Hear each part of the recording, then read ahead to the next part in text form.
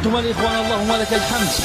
بداية ثلوج في هذه اللحظات مباشرة من طريق الرابطة بين تنحضيط وزيدة اليوم الأحد 30 نوفمبر 2025. بداية ثلوج مع أجواء باردة في هذه الأثناء، اللهم لك الحمد والشكر.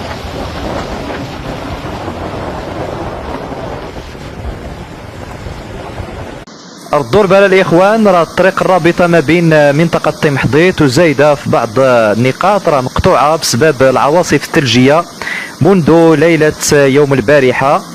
اذا تساقطات ثلجيه متابعينا الكرام كثيفه همت مجموعه من المرتفعات، الاطلس المتوسط وكذلك الاطلس الكبير، كذلك الطريق الرابطه ما بين مراكش وورزازات عبر تيزين تيشكاره مقطوعه وراه باقي خدامين فيها كيحلوا الطريق الاخوان. اذا الحمد لله كميات كبيره من الثلوج غادي تلعب دور كبير في انتعاش الفرشه المائيه وتحسن جوده القطاع الفلاحي في المنطقه ان شاء الله. الحمد لله على هذا الخير هذا، ونتمنوا المزيد من الثلوج والامطار خلال الايام القادمه ان شاء الله.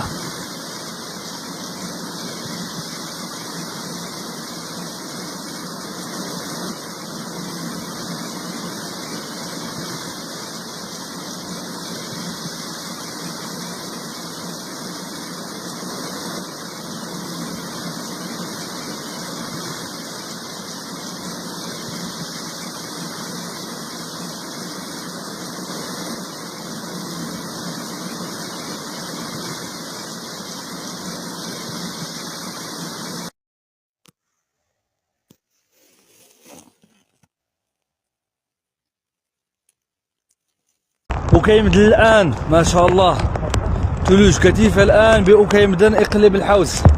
اليوم الاثنين 1 ديسمبر 2025. الخيرات ديال الثلوج تبارك الله.